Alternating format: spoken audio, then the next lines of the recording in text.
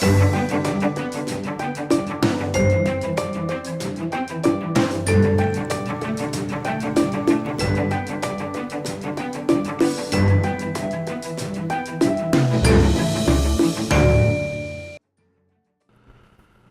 to this edition of the Legislative Reference Bureau's Oral History Project. I'm Mike Kane, and today we have former Senator David Zien talking to us. Senator, welcome. A pleasure to be here. Thanks for all the work you do. Keep up the great work. Let's start at the beginning. Where were you born? Where did you grow up? Born and raised south of Cadott, Wisconsin, towards the back end of a dead-end road. In fact, I still live towards the back end of a dead-end road, but on a rural farm, dairy cows, horse, pigs, chickens, but way back. Your parents were dairy farmers? Dairy farmers, and my mom actually was a secretary for Health and Family Services in the early years, Department of Health, and then my dad roofed barns and houses. What were their names? Alan and Orpha, and Alan's passed away on May 27, 2010 at 5:27 in the morning. My mom's still alive. She's a go-getter. She's 20 years older than I am, and she's doesn't let a lot of dust settle beneath her feet. So what was your childhood like? Just very bashful, shy. Went to a one-room schoolhouse, 8 grades for my first year. Then the second through 5th grade, I went to a school with 8 grades, but in 2 different rooms. So it was four grades in each room. But, do you know the names of the schools? Tutaw School when I was in 1st grade, Brick, and then they changed the name to the Progressive School. Then I went to Cadott Elementary, Cadott High School. Uh-huh. So. And did you have any ambitions or interest in government in your childhood? No, Mike. I mean, as a lot of us, our life is an evolution, and it just goes in that direction. In high school, I went to state in forensics, poetry reading. I wrote an original poem, Lonely, Wild, and Free, about a motorcycle, believe it or not. Then I went to state with a play acting team, and state cross country, state wrestling at 154 pounds when all 3 schools were together. But interest in politics, no. I did not want to be on the farm because I didn't like milking cows and chores. But I always had that wanderlust to ride and travel. And you didn't see yourself staying on the farm? Oh, absolutely not. No. I enlisted in the United States Marine Corps. It was a heroic thing to do. It was a thing to do in those years, 1968. How old were you when you enlisted? 18. Right out of high school? I took a trip to Canada with my 1961 Chev, and I worked that summer roofing houses and barns, and I went to college for my first semester, and I could have had possibly a very illustrious career in college wrestling. The guys that I beat in high school by 1 point, I was just wiping them across the mat.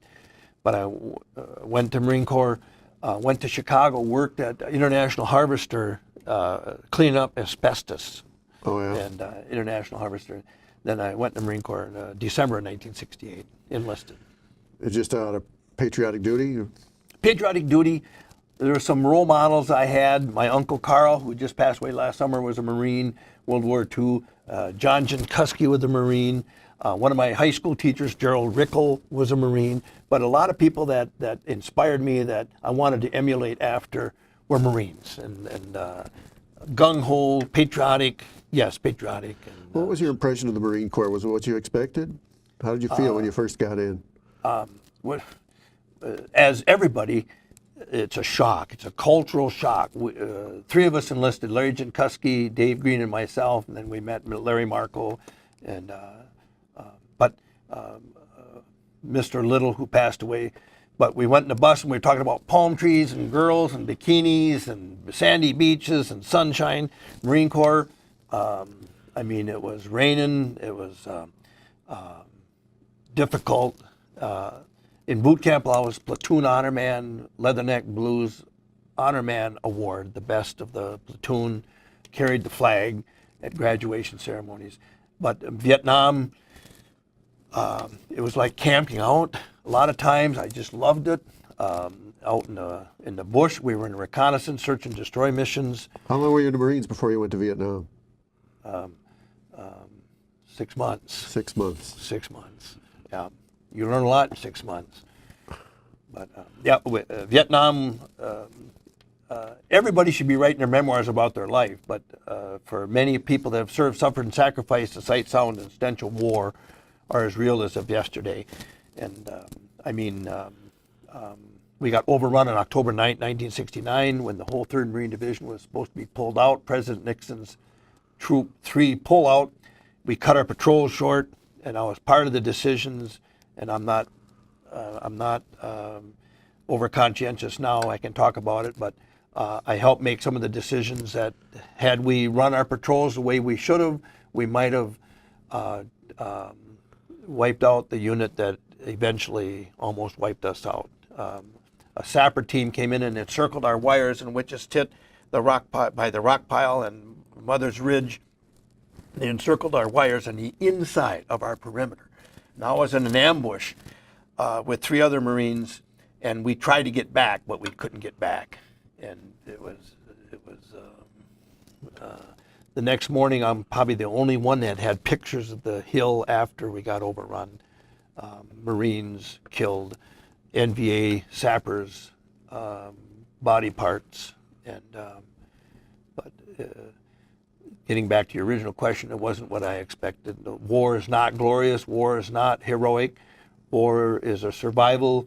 Your fellow comrades, Marines, sailors, soldiers, airmen,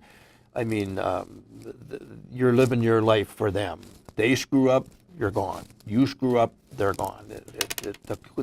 The cohesiveness and camaraderie of military intense combat service can never be explained, only experienced. And sometimes it takes one to have experienced such horrendous situations. And it's not just combat,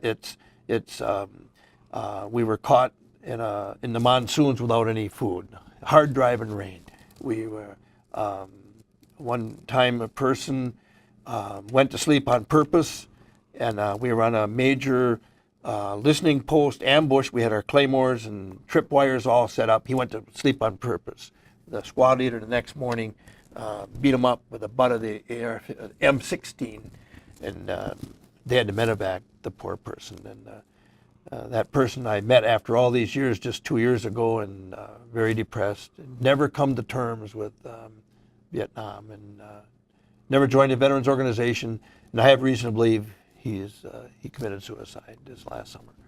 Nobody can get a hold of him, and we can't find an obituary, and I don't know. Did you have any sense of the wider context of the war? It was already unpopular at home, and was it anything like what you expected? Do you have any sense of what you were trying to accomplish there? It's ironic you just mentioned that. When we got pulled out, the 3rd Marine Division got pulled out, we went to Okinawa. And I remember in Okinawa, we were in formation, and the guy I was standing in formation with, we were put at ease, parade rest. And he had been shot 3 times with an AK-47, and 1 bullet was still in his chest. And I remember they announced that Kent State had happened. The Marines in that formation cheered. I was overcome with grief, because I was just a college student. I was just going to the Marine Corps, to Vietnam. Hey, I'm going to get back home. I'm going back to college. I considered myself a college student. They cheered. Get more of them. They were cheering about Americans being killed. And I couldn't believe what was happening in Madison, Wisconsin with the protest. I just couldn't fathom. And and we never saw very many civilians in Vietnam, but it was for a worthy purpose. It was a cause. We were stopping communism. I'll go to my grave thinking that the Vietnam War was not unjustified. It was justified. It can be rationalized that had we not went to Vietnam, had we not been the buffer zone with China, for example, who knows what could have happened. A 3rd World War could have been brewing at that time. And maybe there's a part of me and many of us Vietnam vets that disagree. Part of me disagrees. But you can't say that 58,000 men and women died in vain. So at the time, it was a worthy purpose. How long were you there? I was only in the NOM 6 months. And they wouldn't allow us to go from the 3rd to the 1st Marine Division. The 1st Marine Division stayed there. To be honest with you, I didn't want to stay. And they weren't allowing us to transfer anyway. But I was just an infantry, just a grunt.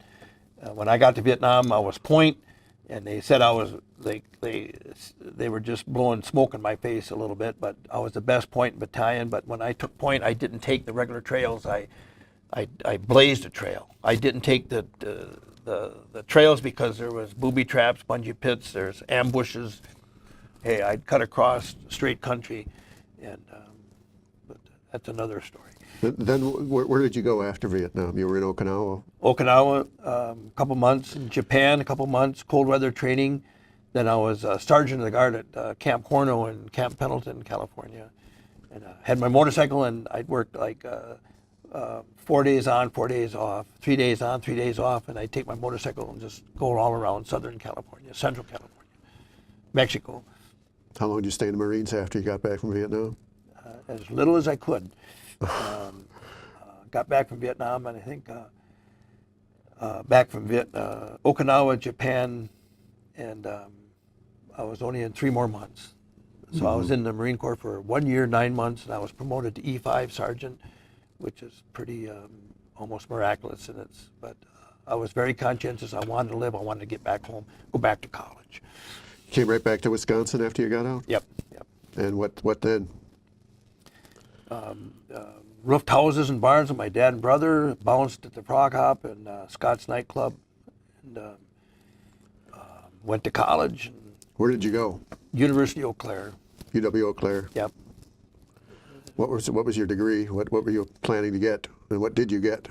I wanted to get out of college as quick as I could, so I got a degree in geography and business administration. I was going to go work in the Alaskan pipeline. Oh yeah. But then we had our son Aaron, and then I was on the varsity wrestling team, and I was undefeated for a short time, but I had in Vietnam, I guess I had parasites, and maybe now we don't know what it was, but I had to tape my elbows and my shoulders and my knees. My joints were going out, but they said I had some parasites. I got rid of them, but now we know it's probably the Agent Orange or something, because in the areas that we were, it was absolutely defoliated, which at the time we were thankful because we could see the NVA,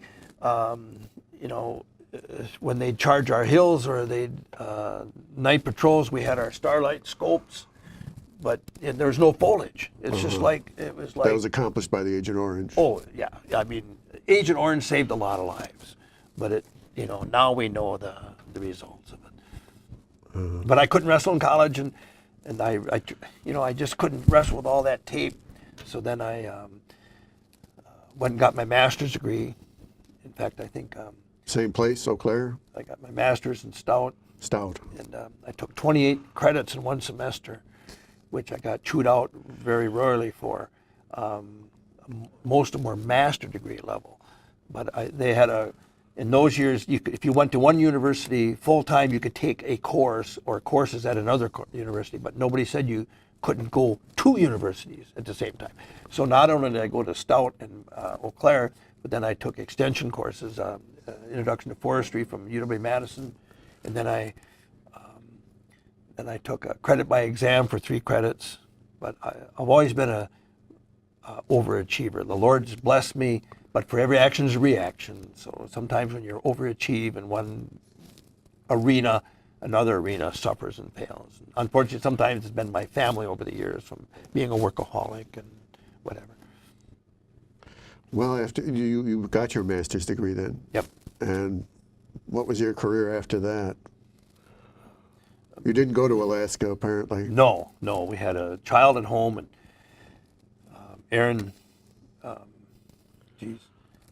right after college, after my master's degree, I was a veterans outreach counselor. I moved up to Superior, Solon Springs, Patterson Park up in northern Wisconsin. Who were you working for, the VA? The Wisconsin Department of Veterans Affairs as a WISVET outreach counselor. Basically to go into the homes of veterans that we didn't know what was going on in those years, These were recluses. They were people that didn't come out. They were people that didn't trust government. They didn't like government. And here a guy comes with a motorcycle. In those years, I had long hair and whiskers, perhaps not as long as now. Was it mostly Vietnam veterans? Well, some Korean veterans in World War II, but mostly Vietnam veterans. Yeah, I just helped them with their benefits, upgrade bad discharges. If they had a felony, I'd attempt to help with a gubernatorial pardon. Anything and everything to do with veterans and their families. Leave no stone unturned. Pursue every resource. Then I'd set up Veterans Information Days. Basically, it was the northern part of Wisconsin, central part of Wisconsin. I think 18 counties that I'd be invited to go into, where I'd just go find names and just call them up by the clear blue sky. I had guns pointed to me, knives at me, and I'd have some horrendous experiences in those years, 1975 to 1979. 4 years you did that. Mm-hmm. And then what? Actually, it was almost 5. Yeah. And then I was, in those years, I wanted to keep deferring my educational loan, so I kept going to school. The rule is that 9 months after you graduate or quit going to school, you got to start paying back your education loan. So I kept going to school until 1982. I kept going to school. I was going to get my PhD, and I was my second master's. I just didn't do my thesis, and I just kept going to school. So 1980, I worked for the United States Census Bureau as a supervisor, and then I went to Medford, Wisconsin. I was a job service counselor manager at first, and then I turned in veterans. We got some of the highest international awards for veterans you could get, and then 83, I became a campus administrator at Technical College for the North Central Technical College and the Taylor County Community Education Center until 1989. That's what you were doing. I mean, and in '86 you ran for the state assembly. How did that happen? It doesn't sound like you're at this point necessarily on a path to elective office. No. Did the party approach you, or how did you end up running in '86? It's the first time you ran unsuccessfully. Backing up, in the early 70s, I was a member of the Vietnam Veterans Advisory Council, and we'd influence legislation that would affect veterans back in 72, 73. And WISPED outreach, 75 to 79, I was involved in legislative and politics. But in 1977, I was vice president of the Veterans Biker Association, and we repealed Wisconsin's helmet law. And the only state of all 50 states to repeal a helmet law and have it vetoed by a governor, then Governor Schreiber, acting Governor Schreiber, the only state to override a governor's veto. So the euphoria of repealing a helmet law, which helmets restrict vision, hearing, mobility of the head. They act as a hangman's noose. Helmets are bad. Bad I've for come most across people. that opinion that you've had, that you are against helmets. Absolutely. Mandatory usage of helmets. You want to wear a helmet, fine. You want your passenger to wear a helmet, go for it. But don't insist. And especially, I've had a broken neck twice and a broken back. Helmets hurt me. I mean, that added weight, momentum. And had I had a helmet on in my accident, I had a bad accident almost 5 years ago to this day. Had I had a helmet on, a helmet would have killed me. But getting back, why I got into politics, yes, in 1986 I was approached by State Representative Bob Larson. I lived over in Gilman, probably 50 miles from Eau Claire, the main population center. He said, "You live in the 68th Assembly District." And I said, "Well, yeah." He said, "You ever think about running for office?" And I guess a number of people approached me saying that my skills, my background would be put to good use. So I ran in 1986. Lost by 242 votes to Joe Luby. Joe Luby, longtime incumbent. Yeah, very long time. I think he was in 18, 20 years. Something like that, Yeah. yeah. And what was that campaign like? Did you get any help from the party? How did you finance it? What did you do? I had a motorcycle, I had a Harley then. And in fact, I was told to get rid of the Harley. Oh, yeah? I was told to get rid of the flags. A very patriotic person. You were already doing that, huh? Yeah, I've had flags on for back in the helmet rallies in 76, 77.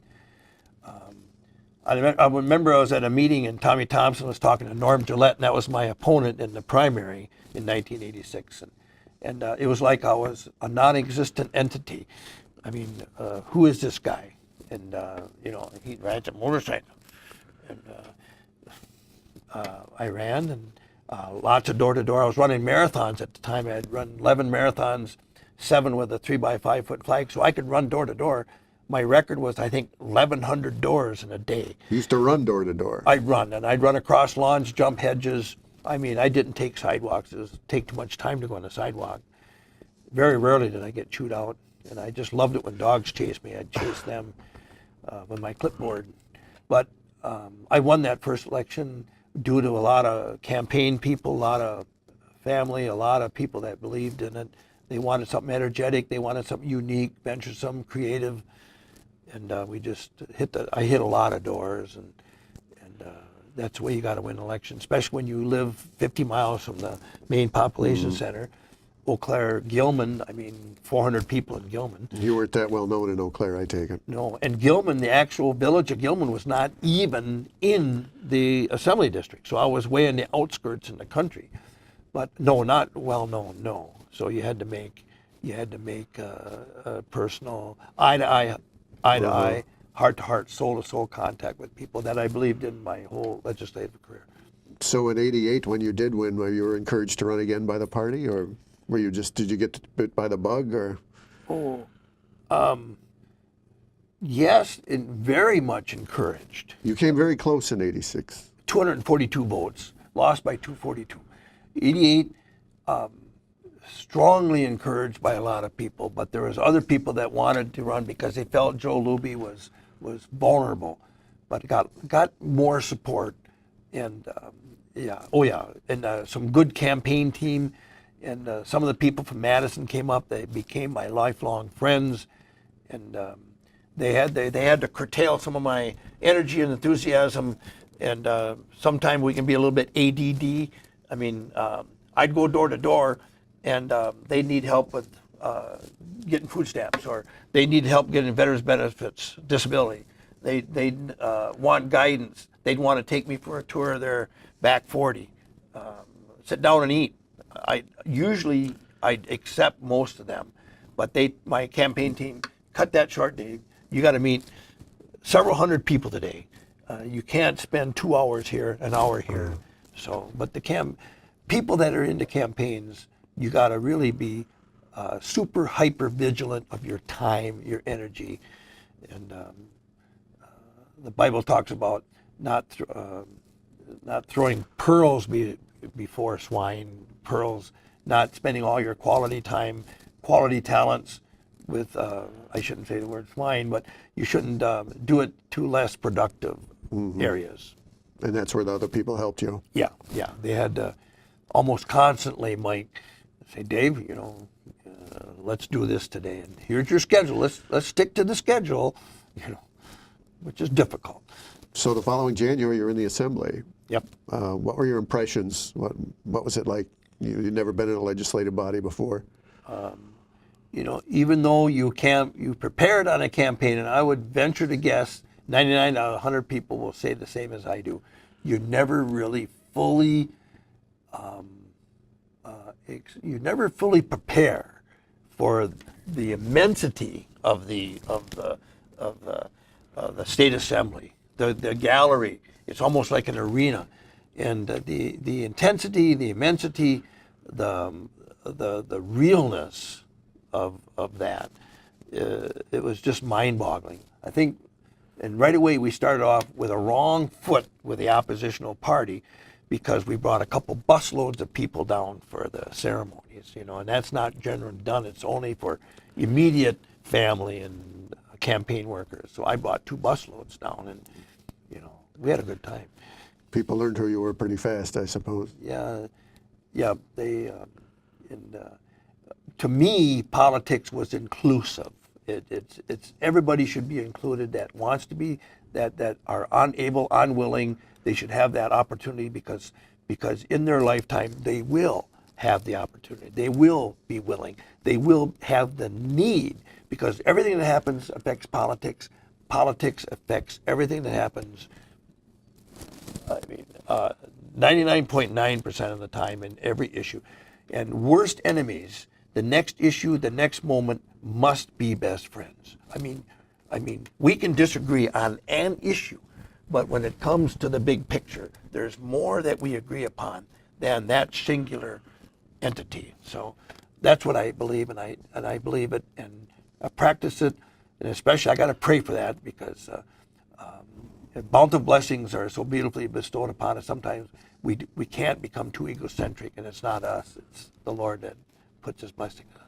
Who helped you during that first couple of terms when you were learning what it took to be an assemblyman? Oh my God! You mean individuals in the Yeah. legislature? Wow! Oh my gosh! There was State Representative Dave Prosser, State He was minority leader at the time. State Representative Scott Jensen a little later, Dale Schultz. Over in some of those early years, Dale would say, "Dave, I got the same problem as you," and he did a lot of empathy, a lot of introspection with me.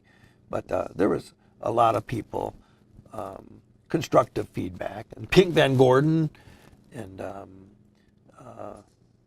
they were always willing to give me constructive feedback, and sometimes cool your jets a little bit, and I had a super amount of energy, and I had to curtail that and focus it, prioritize, focus, and follow through. Sometimes Things don't always happen quickly in the assembly. Sometimes they do. No, I mean, Bob Welch in those early years, I remember Bob Welch said, "Dave, right to keep bear arms, that's a real good issue to work on, but it ain't never going to happen in the state of Wisconsin." And what happened since then? Right to keep bear arms, right to hunt and fish, right to carry concealed firearms, preemption, and no other state's done what we did, and I spearheaded a lot of those issues in those early years. Didn't happen quickly, though. No, not quickly. Years and years. And years and years, and especially when you're in the Legislative Reference Bureau and the Legislative Fiscal Bureau, you're the nuts and bolts kind of people. You see this stuff, and we're you're the practical people, and we're the visionaries. And that vision is so clouded, and because it fails one session, even two sessions, we think we're a dismal failure, because we want immediate results. And when you don't get them, you become frustrated, depressed sometimes, but it didn't happen immediately. No. A lot of those big issues. You were in the minority throughout that period. Were you able to accomplish much, or you just? Well, what's that like? Oh my gosh. I remember the first legislative function I had. I wrote a resolution. LRB wrote it, but I wanted to write a resolution commending Deborah McMenamin. She was a state trooper that was killed just south of Eau Claire on I-94. And by golly, a couple of John Menninger was the mayor of La Crosse State Representative, got a hold of that. Why do you want it? And they tried to stop it. And Dave Prosser said, "Well, this is about law enforcement. It's not about Dave. Well, he's in the minority, and you can't do that." And, Did they want a sponsor from their party, or what were they looking for? They just didn't want me to have anything. So, but they did some arm twisting. That resolution passed. Then I put a budget item in the first budget, and it was secret. Nobody knew who put it in, but I did it, and it was a budget item to put a couple $100,000 on the Ice Age Trail. And then when it came out, then they wanted the governor to veto that portion because they found out I had authored it, and that was bad. And but they let it go through. But those are my very first two experiences on getting anything in the minority party is difficult. Sometimes times haven't changed, but as you know, you got to get in the majority party. You got to get somebody to be co-author, lead co-author, or assistant co-author. You just can't do it by yourself. It took me a while to learn that, but in my career, I did in the minority, we passed a length of service award for volunteer firefighters, completely in the minority. I remember Chuck Qualla was vehemently against it. So we brought all the firefighters down here at 1 in the morning in an all-night session, and it was hard to say no to all those fire chiefs and fire. So that passed. But to this day, Chuck and there are no enemies in the legislature. I have no enemies anywhere. And if people swore at me years ago and give me the finger, God bless them. God bless you. And but Chuck and I would probably hug each other, but he won't go hunting with me. Oh, yeah. He wore my fox, my Canadian fox, red-gray fox vest one time. We got a lot of pictures of it, but Chuck's a good person, and we disagreed on a few things over the years. So you moved to the Senate in '93. Marvin Rochelle resigned his seat. Mm-hmm. Did you see that coming? Were you prepared for that? Did anybody consult you on that move? He was appointed to the administration by Governor Thompson. Yep. That created the vacancy, evening the Senate, 15-15. Mm-hmm. Oh. And that was in '93. And did they figure you were going to run? Were you asked to run? Yes, we did know that was coming a little bit, but in the fall, and Marv, I don't know if he made it a secret, and Marv was an independent Democrat. He was, some people say he was more Republican than some of the Republican senators, but Marv, we knew it was coming, and yes, I was approached, absolutely, and my idea was I did a super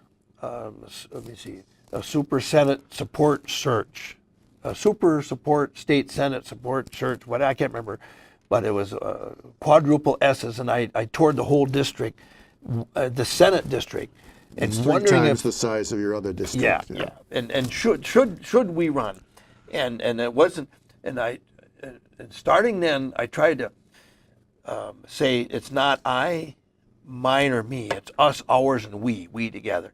What do we need? What do we want? For the veterans, for the historic, cultural, ethnic, religious preservation, for economic development, jobs, taxes. What is it that we need, we want?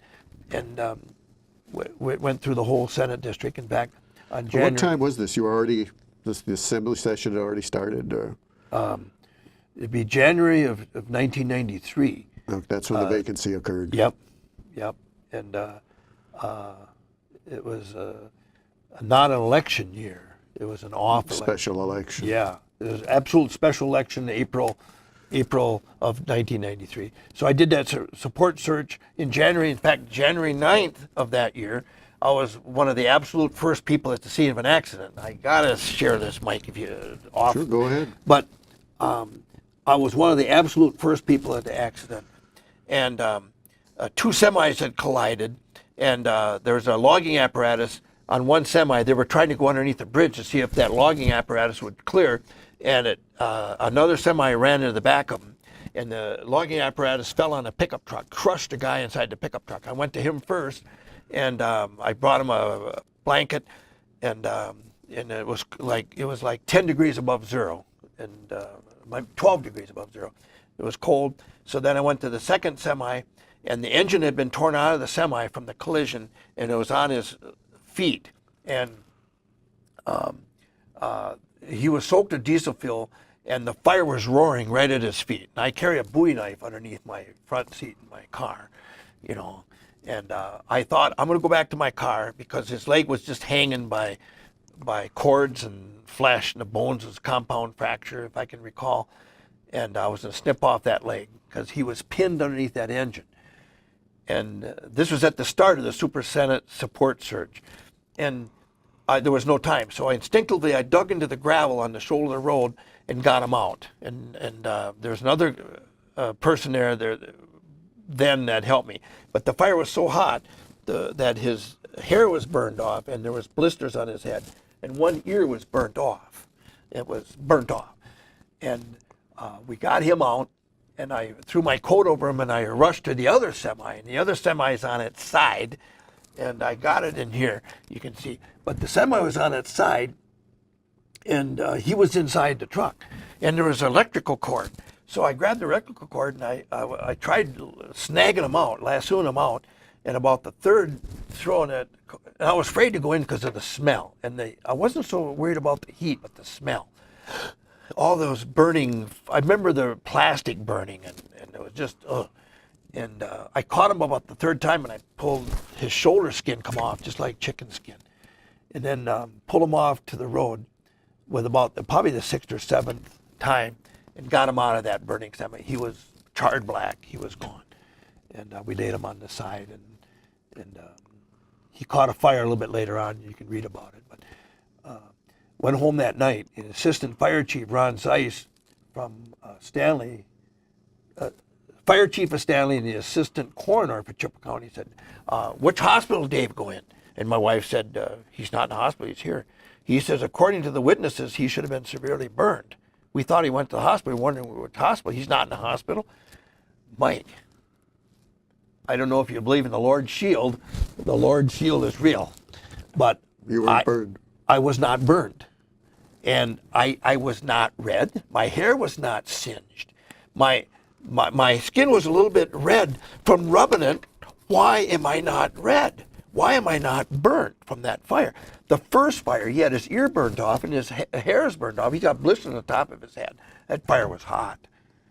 And I'm there and not burnt. Then the witnesses said that I went in 6, 7 times inside the fire. I don't remember that. I remember, but I remember I was afraid of the smell. But they said I went inside the cab. But the cab was a roaring fire, and I remember there was dollar bills all over the road, and a lot of people picked up. By then there was a lot of people, pictures, and during that campaign, people wrote letters to the editor because it hit the front page of the Chippewa Herald Telegram. This is campaigning for the state Senate seat. You shouldn't be campaigning. And the Chippewa Herald came back, no, this was a legitimate act of heroism. We're just reporting the news. It's ironic that it was right when I started the state Senate support search, trying to get public, but things like that just happen, and who knows for what ultimate purpose, but the purpose was to better serve society and to be a better public servant. I just had to throw that in. I'm sorry for digressing from that started the Senate campaign on a different level, a different note. So, who was your opponent? I think it was Jerry Dockel. Jerry Dockel was the county clerk of Chippewa County. A county clerk. I mean, Chippewa County was probably there was a sizable population in the city of Eau Claire. And the biggest population was in Eau Claire, but some of Eau Claire is in Chippewa County. But Jerome Dockel was the very formidable opponent, very laid back. I remember they did some dastardly ads, radio ads. You're smiling, you probably know about all this, but some dastardly. So, and it was infuriating to a Vietnam vet, a Marine, public servant, having served in the assembly, church-going Christian-type person to be blasted like that. So I charged the headquarters, called a news conference inside his headquarters. Of course, we had a hard time getting in. We had to do it in front of his headquarters. But fight fire with fire, leave no stone unturned, pursue every resource. It's not me, mine, us, it's us, ours, we together. And the attacks were not against me, they were against the district. And that's what you do with politics. Every negative can be a positive, every positive negative, but you got to bring it back to the people. The people didn't like it, what they were doing, and so they elected the next senator. And that's how it started. So what do you think is the big difference between the Senate and Assembly going from one to the other? You want to know the truth? Yeah. The difference is serving in hell and ruling in heaven. And I don't say that to be in the minority in this legislature, it's like serving in literal hell. when you get to the majority, I mean, the doors open, the things just happen. I mean, you're in the commanding, especially you get in Senate Organizational Committee. I had the privilege of being elected assistant majority leader, Senate pro tem. When you get in the decision end of it, you get people like Mike Ellis and Al Lassay and Mary Panzer and Scott Fitzgerald now, and all these people. And I got to say, Dale Schultz, even though, you know, some people, Dale, God bless Dale, he's still a friend of mine, and you know, I mean, God bless them all. And even negatives, any negative a positive, any positive a negative, but sometimes opposition makes you stronger. And James 1 in the Bible talks about challenges. I mean, confrontation and trials and tribulation makes us stronger. So the difference, getting back to your question, is serving in hell, ruling in heaven. And it was, and when we were in the majority, it was like heaven. You can't believe the difference. And it was your election that put him over the top. Yes, yes, yeah. And years later, we had the privilege of getting Ron Brown in, and that was another election. We, as you know, we went from the majority into the minority. Then Ron Brown defeated Senator Rodney Mullen. God bless Rodney Mullen. And then we were in the majority again. And it was, and I guess we learned that you better be kind to the opposition, be kind to the Democrats, because they're going to be in the majority again. And I dare predict that who knows what can happen in this election cycle. I mean, as soon as you think you're so arrogant, egotistical, idiosyncratic that you can't be defeated, that you can't lose the majority, you can and you will if you become too. It can happen, and How do you I can fight see that it. impulse while you're in? How do you fight it? Yeah. Is it possible? Human beings become too arrogant, egotistical. Human beings, when you get into the power, into that power structure, where in the palm of your hand is destiny for economic development, taxes, jobs, veterans, health and social services. When you have that power, and destiny is right there, you forget to give thanks to the Creator who deserves it. And as soon as you start doing that, you don't give glory to God, to the Lord, you lose it. And You view it as a thing you created. say that again? You view it as a thing you created? Yeah. Oh yeah. Oh yeah. We did it. It was us. It was us, ours. And what I'm saying, Senate Republicans, Senate Democrats did the same thing. And when we were in a minority, we could see it. We could see it. And then, you know, when things happen on the floor debate, geez, you know, wait till the next election. And of course, they're doing that to us. So, and we took, sometimes you take things too serious. And as years go by, they become less dramatic, less serious. I mean, God bless them all. You know, it was all meant to be. And you got to be able to justify and rationalize everything that happened, and admit the mistakes, admit our errors, admit that we could have done better, we should have done better, we would have done better had we not been so arrogant, egotistical. That's my feeling, reflected by a number of my cohorts. One of your issues was always veterans issues. Mm-hmm. Did you feel like you accomplished what you wanted to accomplish?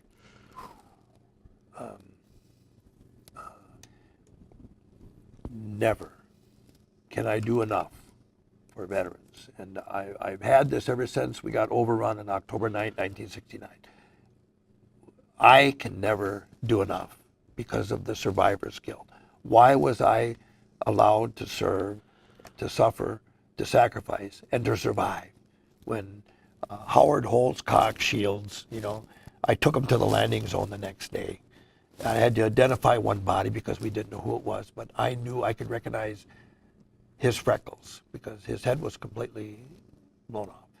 And I can never do enough. Did I accomplish what I wanted to? No. I was on the first board of directors for the High Ground Veterans Memorial Park, Vietnam veterans. I helped initiate the Wisconsin Veterans Tribute now it's Wisconsin Veterans Tribute, Citizen Soldier Monument, the Halley Peace Park, the Area Historic Tribute Park, the Wisconsin Law Enforcement by Black River Falls and I-94. I spearheaded all those, not having so much energy and so much talent, so much background with that survivor's guilt. I could never do enough for veterans, and I'll go to the grave not having done enough. And I can never, no matter how hard I try, no matter how much I accomplish, I can never do it. From an experience of one day in your life? One day, and not running those patrols, and Firebase Russell, we blew it up, and we went in. That was blew up by itself, and another incident, Stongha Mountain. Oh boy, we went into Quezon. We're going to open up the Quezon Airport. The siege of Quezon, '68. We were there in '69, a year after the siege had ended, and the NVA were around us. We were on an all-night alert, and we had to move out. And they choppered us out right before dawn. But all those experiences, the intensity, the cohesiveness, camaraderie of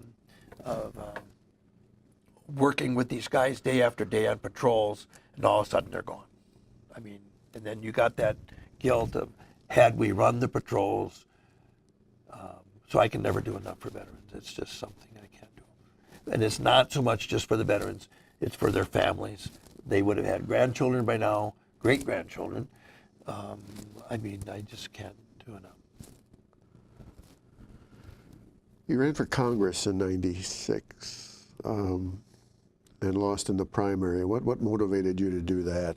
Were you really interested in being in Congress? How would your life have changed if you had to go to Washington?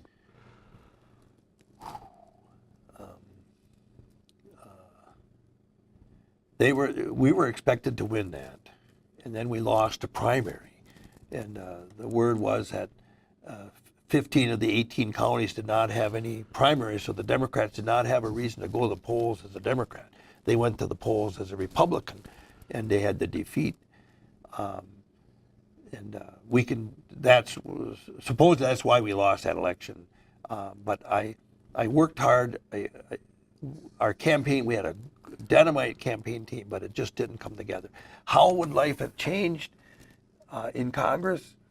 I guess I look forward to it, but after that election, coming back to the Senate, I enjoyed the state Senate, and that would have been a new ball game in Washington D.C. And I would have liked the excuse to drive my motorcycle to D.C. You know, it's only 1,000 miles, 1,100 from Eau Claire, you know, and I can make it in a day usually, unless it's bad weather or something, car accidents, roads are blocked. But how would my life have changed? I don't know. I sometimes I wonder how it might have. And had I just stopped at Congress, had I run for United States Senate, there are people that wanted me to do that.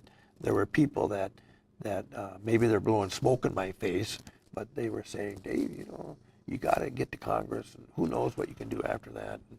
And maybe my arrogance, my egotisticalness, being egotistical, maybe that was too much, and it might have been over my capability.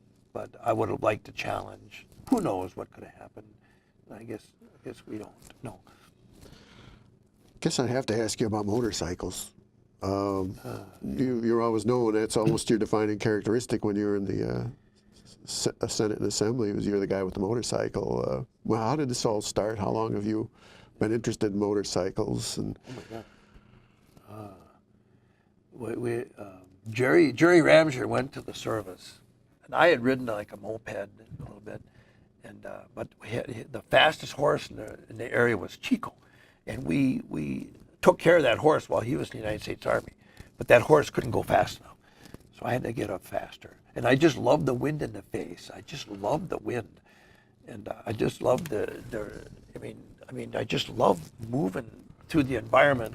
And I don't mind wind, rain, snow to a certain extent. Slippery roads, like pretty bad, but I started driving it age 12, just a little bit. Then I bought a Ward's moped, 49cc, then a 80cc, then a brand new 250. The first day I had the 250, I hit a Hereford cow on our farm, going over the culvert, and I hit the Hereford heifer. But then when I was in Camp Pendleton, Camp Horno, Sergeant of the Guard, I bought a 350 Honda, drove that bike back from California in October of 1970. But I've always had motorcycles. They say that there's only one other person that has more miles in a lifetime than myself, and that happens to be Dan Steffens, who is the chief architect in the state of Wisconsin. According to the Iron and Butt Association, he has the most miles, Really? lifetime miles in the world, and I'm second.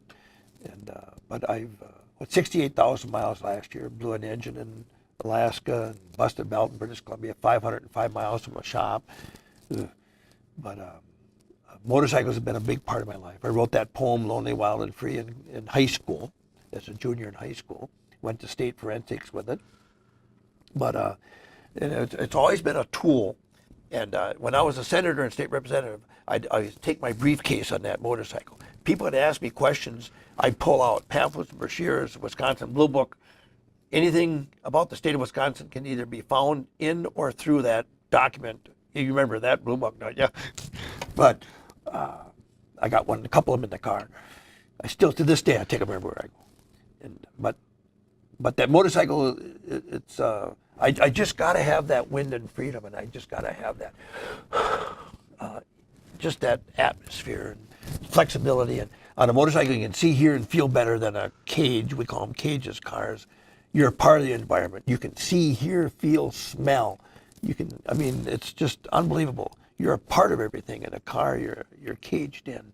So that's been a big, big part of my life. And long distance, it's almost like running marathons. You get that runner's high after 2, 3, 4, 500 miles a day. Then you really feel like, you know, and it's a good place to meditate, introspection, pray. On my bike, I got rejoice always, pray without ceasing. First Thessalonians 5:17. On the front fender, I got beloved, I pray that in all respects you prosper and be in good health, just as your souls prospers. 3 John 2.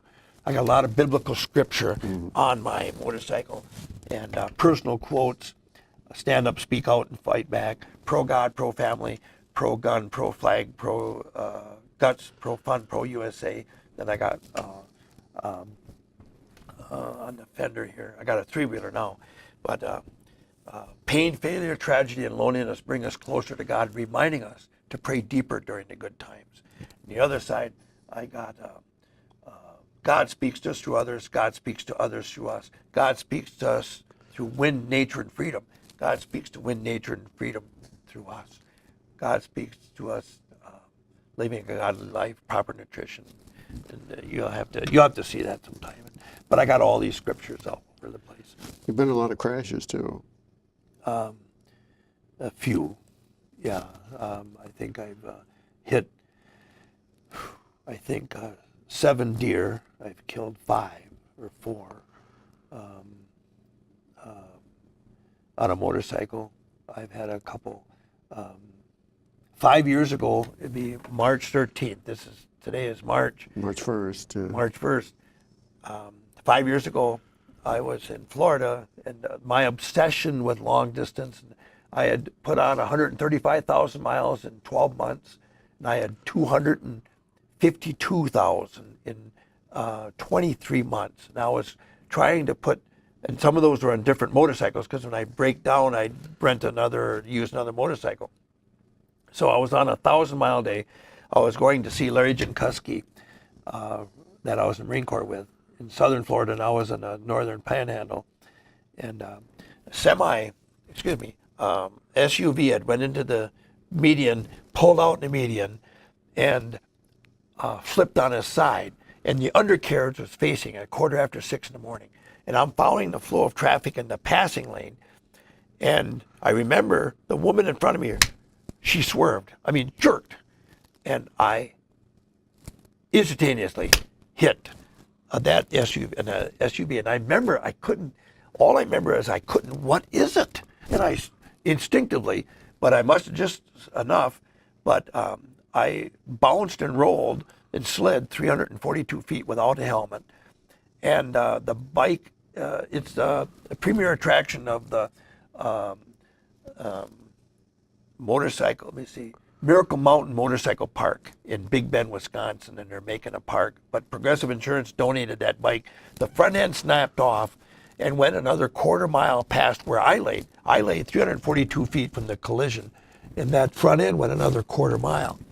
And God had his hand. I mean, there's no other explanation, no other rationalization that can be made other than the Lord had his hand on that, on me in that accident. Because how could a person survive when you look at that bike? It's crumpled up like you take a piece of paper and crumple it up. And I remember the policeman, and it's a lot of bikers say this: "How's my bike? How's my motorcycle?" You know, and I knew my leg was bad because he was putting a tourniquet on it, and I had let me see. 60 plus fractures in the leg from the thigh on down. And I can just show you. It's just kind of a little idiosyncrasy I got. I got a prosthetic leg now, but this leg was shattered. And I remember in the emergency room, I was, God bless everybody, God bless your children. I was just, they had given me some painkillers. But I remember my foot was blue, and I got pictures on my cell phone of this. I took pictures of my own foot before it was amputated. Figure that out.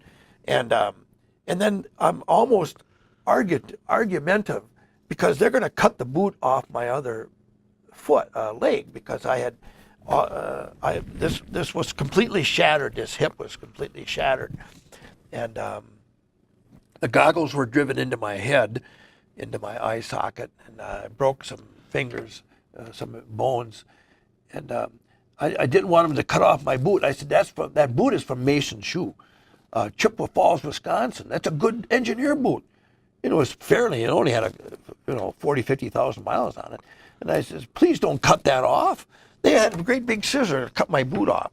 And finally they did what I asked, and they pulled it off. It was just an engineer boot. But they had to amputate my leg. I had 6 major surgeries, and they kind of told my family a couple times that, we don't think he's going to make it. And but the Lord had his hand on that. And I don't know how many blood transfusions I had, loss of blood. And then afterwards, they had my spleen was ruptured, and they had to remove the spleen. Then on the way into the hospital, they were in a hurry, and they run into the guys with the carts run into the wall, and all the pain, I remember that.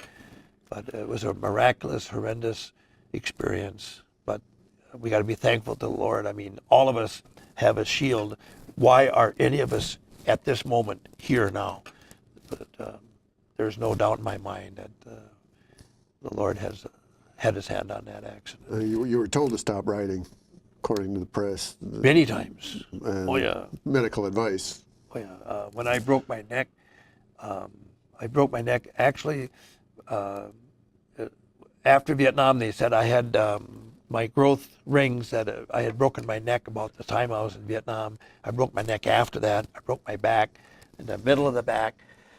And they told me that when I had my neck surgery, that I should never ride again, because if I have another accident, my C4, 5, and 6, and 7 are fused. That if I break my neck, it's just like welded steel. The toughest part of welded steel is the weld. I mean, and whenever you have a weld, on the either end of that weld, that's where it's more sensitive. So they told me that because of my neck, to quit riding. They told me a number of times to quit riding before that accident. But you didn't? No. And I was going to bring my bike today, but it was 13 degrees up north, and we had 4 inches of snow. So down by,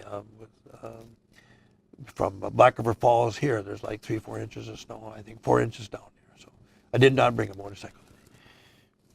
I was wondering about that. No. One thing I did with a motorcycle, I want to share that experience. And I told you on the phone, Mike, that I always give rides. And I've given probably about 5,000 people rides after parades and festivals, family reunions, conferences, conventions. I bring that bike out in sec. When we had the 1995, we had the legislative National Council of State Legislators. I think I give 108 rides that day. 108 people I give a ride, But I give people rides all the time. And one time I gave a 102-and-a-half-year-old man, Bill McElwain, got on and off my bike without assistance. 102 and a half. I give a lady, Millie Opelt from Neilsville. She was a little over 100 years of age. We got done, and Millie, you're probably one of the oldest people that ever rode on a motorcycle, a Harley Davidson. What are you going to do if Harley gives you a motorcycle? We were just pulling our leg. And Millie, Winnie Opelt. Winnie says, well, if they give me one, I'm going to learn how to drive it. Over 100 years old, Winnie Opelt. Unbelievable. But so many people have never ridden on a motorcycle. And I always say, you can feel the wind, nature, and freedom. You can smell the environment. And nobody can explain the mystique and heritage of Harley Davidson. All we can do is experience it and live it. Ride to live to ride. But I enjoy giving people rides. Well, I mean, this kind of dovetails into the whole issue of your legislative service. I mean, this is how you conducted constituent services, town halls. I mean, your mileage was always news. How many miles did you put in? Yep. In district miles you had every year, and people would squawk about it. Well, how did you handle that? How did you go? I mean, from one end of the district to another. There's talk of you having, town hall meetings all day, going from dawn till midnight. We had office hours. My favorite office hours. I'd like to be in my first barn. I used to go barn to barn. I'd like to be in my first barn at 5. But I had office hours at 4 in the morning.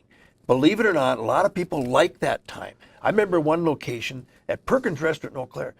I got there a little bit after 4. It was like 5 after 4 hours, 5 minutes late.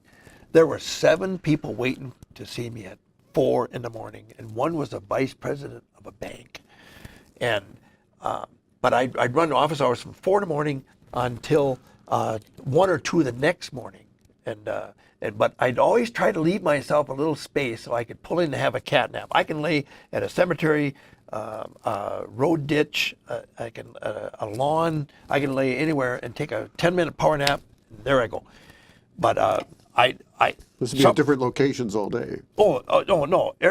I try to do a location at an hour, half-hour travel. Half-hour travel. That was my that I tried to do, and I take everything in a motorcycle. Then I did it in a snowmobile. I put my saddlebags on my snowmobile a couple times, but people got used to that. They'd see it but you'd see it at a gas station, at a grocery store. They'd see it at parked along the road or whatever. They'd want to stop and talk.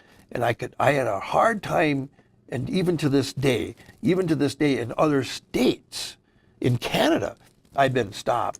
Oh, we didn't know you, we know you, or you helped one of our kids, but it was a magnetic attraction that people could congregate to and ask questions. But I had a rough time. I think sometimes I'd have 40, 50 people at an office hour stop. I'd go to other office hours, and there'd be nobody there. I mean, some of the Eau Claire leader for a while would not put my office hours, because I tried to do them every month, and they got tired of putting the office hours in, so they stopped them. So I'd go to locations in some years, there was nobody there, because nobody knew about it. Very rarely did I ever not have anybody there. That did happen a couple times, but usually it was like 4 or 5 people. And some of these cases were very involved. People are spilling their guts out about a real estate transaction or a drunken driving charge, problems with one of their family, gambling, or maybe there was an issue. They completely agreed with me. Often people that completely disagreed with me were at the office hours. They didn't like my stance on guns and sportsmen issues. How was that? How was that? Yeah, did you mind that? Oh, no, not a bit. I'd always have petitions with me, and well, maybe you should have a petition like this. here's all the pros on why we should have concealed firearms, and if you want to protect yourself, you think your life is so valuable, and maybe you should make your own petition that all the issues against me. I'd always try to put the ball in their court, and sometimes it worked, sometimes it wasn't, but once in a while people would holler at me, "How dare you?" God bless you. That was my typical response. God bless you. But it was. You must have enjoyed it. Oh, I loved it. I absolutely loved it. Yeah, it got tiring. You get home at 2:33 in the morning, and then that next day I'd have to go to Madison. It got pretty hard. I'd worry about myself driving, falling asleep, but I'd have to eat peanuts in the shell or chew on something to stay awake. But I was too much of a workaholic. For every action, there's reaction, Mike. And sometimes your family suffers, and you just can't put too much time and energy into our work. And 99.9% of workaholics will say that, but you don't realize it's happened until years later. But I enjoyed it. Yes, I did. Another one of your issues is concealed carry, and we've talked about that a little bit. You put that bill through twice, and it was vetoed. It's something like that. Actually, it was the third time, but then there was a parliamentary procedural movement on the floor. Fred Risser, because of Chuck Qualla, had a quick gavel. You know how that happens, and they adjourned before, but we had the votes. Concealed carry was. It's already been passed and vetoed or something. Yeah, we passed it twice, and Governor Doyle, and God bless Jim Doyle. If Governor Doyle is watching this, you still got that gun at my house. And I've told him every time, and I got a gun for him that I'm going to give him. He's got to come to my house to pick it up. And Governor Doyle said, "You'll probably shoot me with it." I said, "No, you'll probably shoot yourself." And nobody knows this, so I'm going to say it right now. The gun I have is a 20-gauge bolt. It's a 20-gauge bolt action, fully functional, fully operational. You pull a bullet, it's going to shoot. But the barrel is a boomerang barrel. So everybody comes to my house. I have several hundred firearms. That's your gift to Governor Doyle. I'm going to give it to Governor Doyle, but you got to come to my house. I don't think Jessica will set foot in my house. And I remember when we swearing in ceremonies. At his mansion, he had a party for all legislators. And he said, "You want to stay overnight?" And Jessica heard that. And she said, we don't allow guests to stay overnight, And we pulled his leg a little bit. No, but concealed carry. Back to your question. Right now, over 280,000 permits in the state of Wisconsin. 1 of 13 people have a concealed firearm. You go down that street, 1 of 13 people have a concealed. I think it's one of 18, 1 of 13. Well, we got 4.4 million people, 280,000. We have to figure that out. But maybe it's 1 of 18. But you have a 1/13% less chance of committing any kind of a crime if you have a concealed firearm. Concealed firearms have proven themselves in the state of Wisconsin again and again. There's individual incidents. There's overall perspective. But that, to me, that is absolutely imperative that if you want to protect your life, you should take the training, whether you're going to carry a gun or not. But once you take the course, it's really enlightening. But people should have the ability not only to protect themselves, but it could be a little old lady with a .357 in her purse or a .380 that could stop a major crime. And again and again and again. So concealed carry was but the criticism in the legislature, so often the media will take that as if it's the only thing we're working on. And as you know, a legislator is working on simultaneous 20, 30, 40 issues a day. His or her staff are getting hundreds of phone calls, emails, letters. You're working on simultaneous constituent relations. But concealed carry was little, but to some people is huge. As every issue in this legislature, it's a big issue for somebody. That's their bread and butter. So, but that was a very important issue. And like I said a little bit earlier, we passed the right to keep and bear arms, the right to hunt and fish, preemption. I was not the main author of preemption. Right to hunt and fish right to keep and bear arms. Range protection, Mike Hips was the main author in the assembly on that. But we passed 4 of the biggest 5. No other state, according to the National Rifle Association, has done that. Wisconsin was the state, the only state to do it in the span of 5 years. I mean, we did it the fastest. We did 4 of the big 5. The only one we did not do was concealed carry, but we passed it twice, but it was vetoed. And we could not override the governor's veto. And Gary Sherman, state Came very representative. close. Yeah, 1 vote first time. Gary Sherman, he ended up being a judge. That was supposed to happen. And then the second time, 2 votes. But God bless him. And those defeats made us stronger for the future. And 280,000 people in this state, 280,000 people have a concealed firearm. It didn't pass till you were out, though. No. And that doesn't bother you. No. It passed. That passed. You And took I some was there. satisfaction in that, I suppose. Oh, yeah. Because I absolutely, very vehemently believe that lives are being protected, saved, and just for a criminal druggie or wacko to think that somebody might have a firearm. And I go to a lot of gas stations, I travel a lot, and I've had some incidents happen to me. I'm going to share one with you. I got, on my long distance, a lot of times I'll wear a long black duster, trench coat like, and I'm in this gas station at New Mexico, and it's probably like 1 in the morning, and I'm tired, and I'm going to go in the back and get a can of Coke or Mountain Dew and a little bit of caffeine to stay awake. I only got 100 miles or 150 miles to go to my destination, and I'm in that, and there's 3 guys, and they're obviously drinking or high, and they say, how did they go? Oh, that's a nice coat you got on there, and oh, I'd sure like to have a coat like that, and I'd like to have that coat, and they're kind of surrounding me, and I just go, I like my coat too. And what do you think? They did not know it, but I did not have a firearm. But they thought I might have a firearm. Just by somebody thinking that somebody could pull out a gun, they're gonna. So, long story short, it's a good law, but we got to be vigilant on it. And I like the training. I don't feel you should be required to take training, but even the people that have the permit, they take the course. You learn a lot about legality, situations, and you never use that firearm unless your life is threatened. You just can't go, if you're in a bank robbery, you just can't go stop the bank robbery. Unless your life is threatened, only then do you use that gun. So. You referred to your home arsenal. I read some article about a bunker you had. You had some kind of a bunker, a shooting range in the town of Wheaton.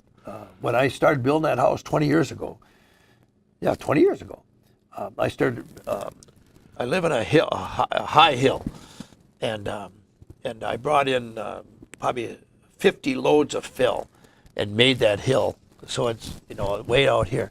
Then I buried 6 by 6 foot culverts, and I could shoot 73 feet one way and 53 feet the other way at right angles. Then I got a 20 by 20 foot cement bunker underground, and then I got secret passageways. And to this day, even my own family does not know where one of the secret entrances is. It's kind of like my secret.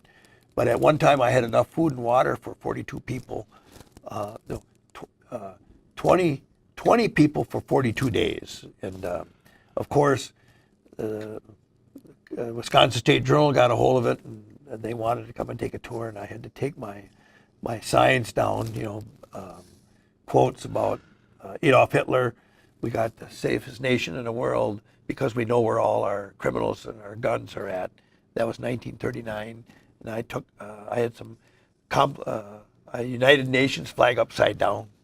I did not believe in the United Nations, and those times, and I still don't know if I do, but I had that flag hanging upside down, and I got a lot of literature up on the walls.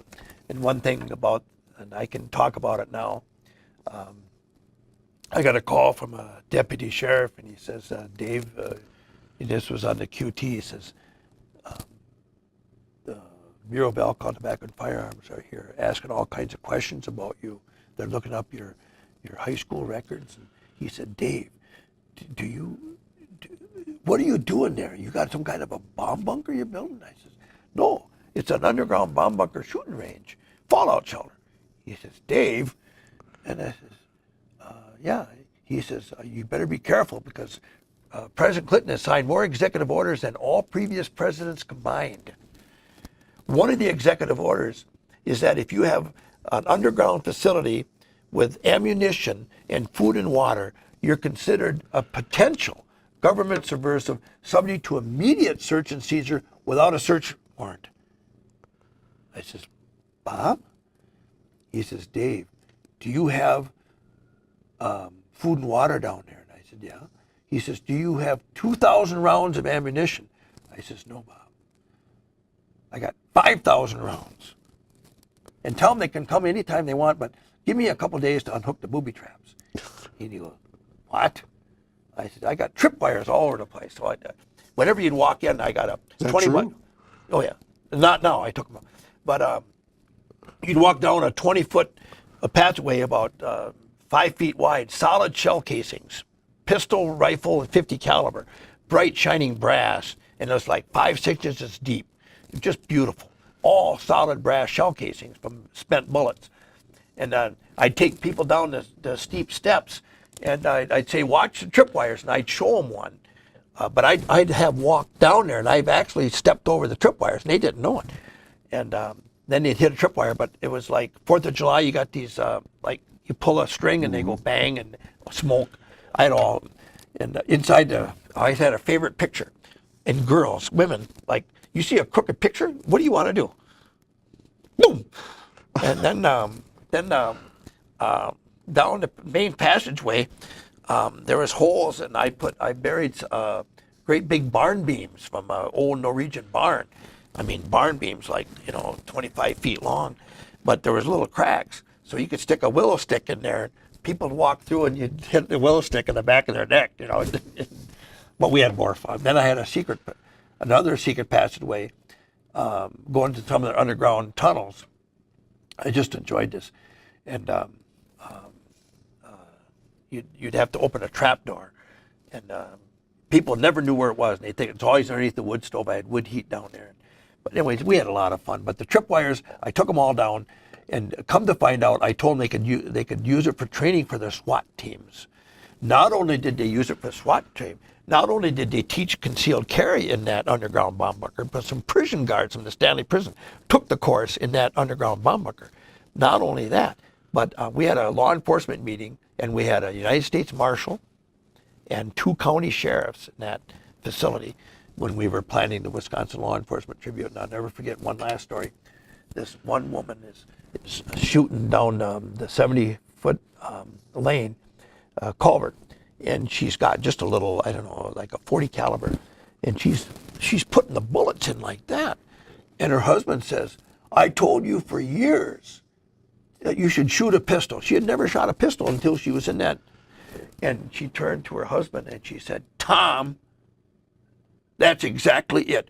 All these years you told me to shoot. You never in our 42 years of marriage asked me to shoot a pistol. And here's the United States Marshal and a couple of us there. We're like, ooh, we could hear that with our earmuffs on. She chewed out her. Oh, that was really something. But anyways, that's. Is it true you had a fundraiser down there? Yeah. Fundraisers. In fact, we had a couple fundraisers at the house that always take tours down there. I remember, it scared me a little bit, but this one guy had a brand new 45 pistol. He wanted to shoot it in my range. So I did, come on, Tom. His name was Tom, too, from Superior, Wisconsin. So he's shooting down the short range, 53 feet. The bullet somehow went all the way down those culverts and hit him in the leg and bounced off his leg. It was a spent bullet. How can that happen? A ricochet and come exactly back at the shooter. But we had a number of almost supernatural events down there, and when you close everything up, it's absolutely dark. I mean, there is no light. I mean, it's real eerie. When you're underground, there's no noise. A jet can come over, airplane can come over. you don't. It's silent. It's kind of eerie a little bit, but. If you come up north, I'll have to give you a tour, but it's kind of disarray. It's hard for me to get down the steps now with my amputated leg, but it's unique. I want to ask you some of the leadership struggles that went on in the Senate. I know Mike Ellis stepped down as leader in 2000. Was that something that was within the caucus, or did he just have enough? Yeah. He was succeeded by Senator Panzer. Yeah.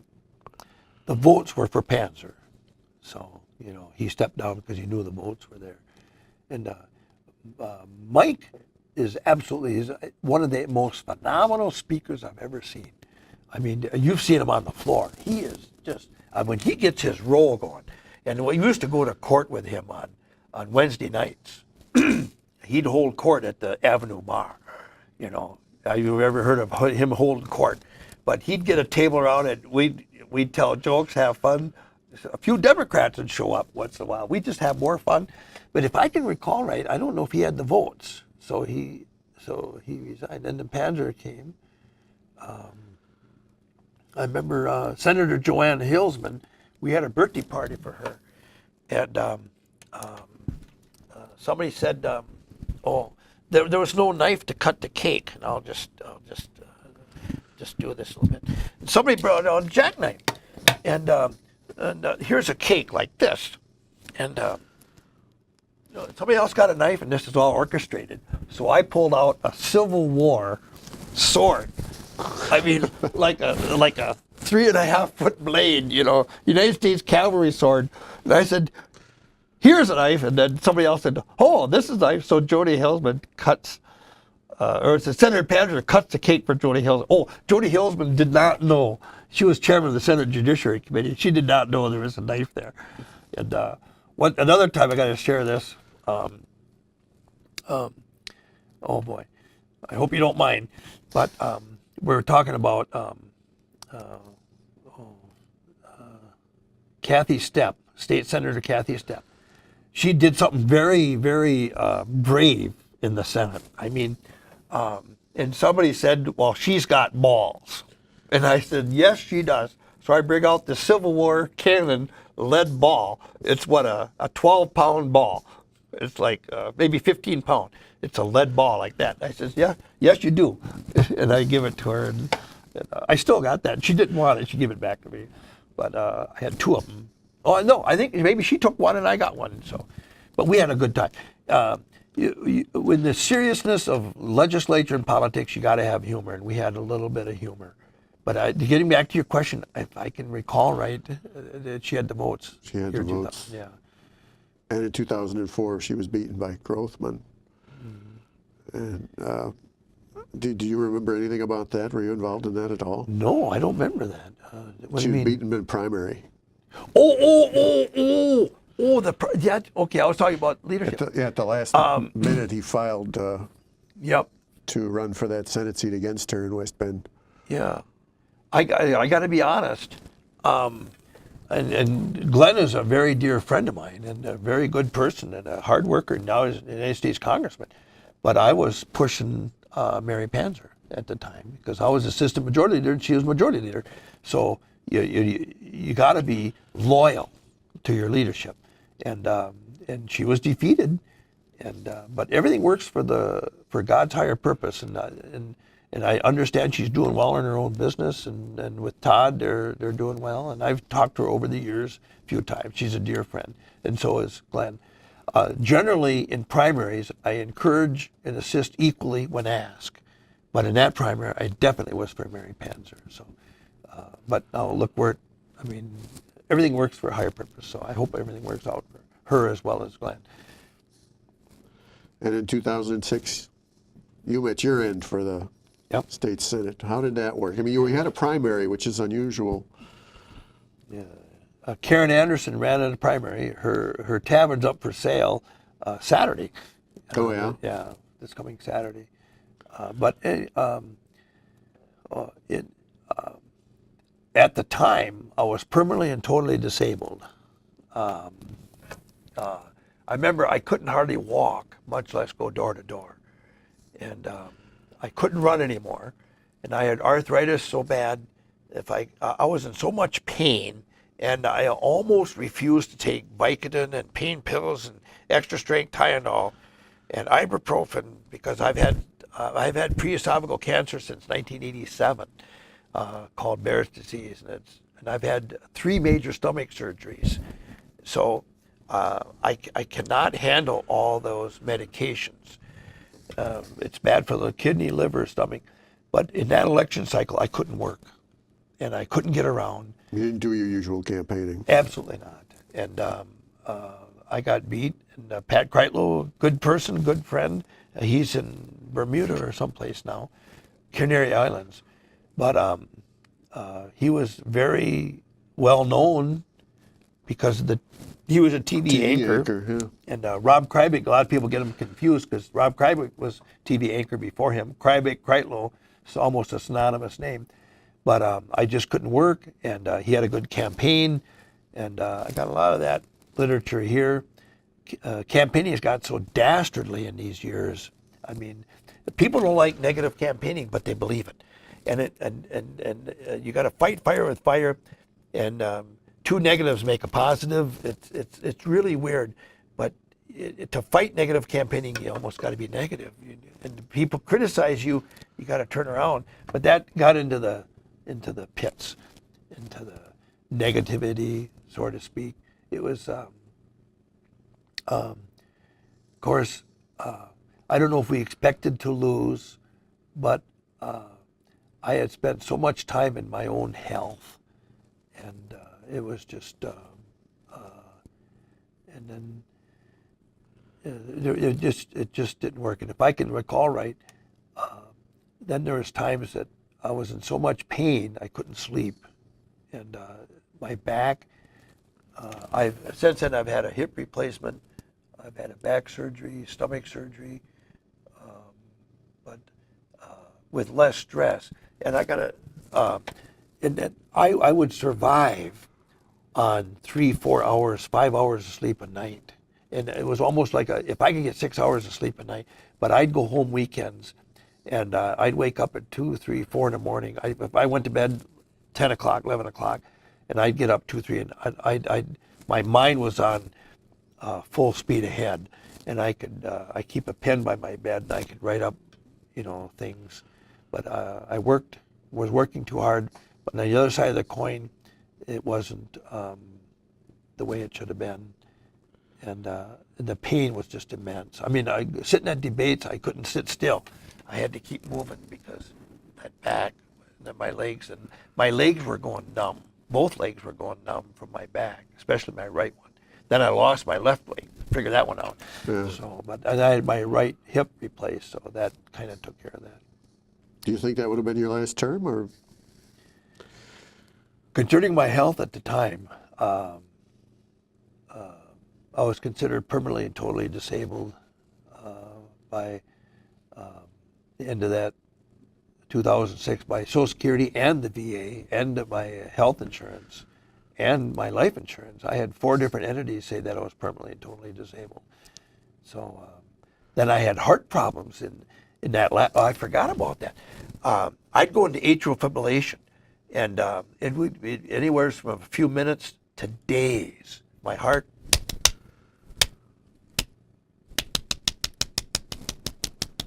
It was completely erratic, and there was no rhyme or reason.